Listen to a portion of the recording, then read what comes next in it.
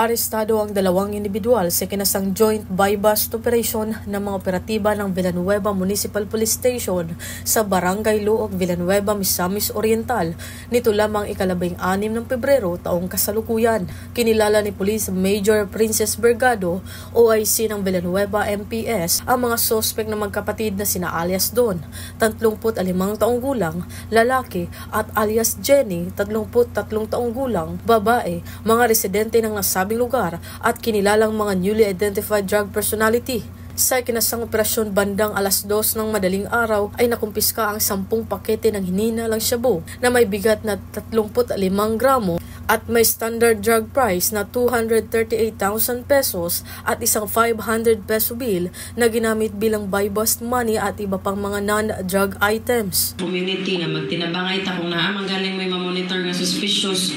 pag-report yun mo insigida sa atong kapulisan, sir, ma'am, or sa barangay or kung asa man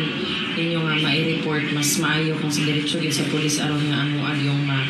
ma-respondihan insigida or maatuan, ma-verify o ma-validate kung usag yun ang maong report. Naharap ang mga suspect sa kasong paglabag sa RA 9165 o Comprehensive Dangerous Drugs Act of 2002. Mula dito sa Camp Capistrano, Gusa, Cagayan de Oro City, ako ang inyong Police News Network correspondent, Patrolwoman Danasa Berdos, alagad ng batas, tagataguyod ng Balitang Pulis.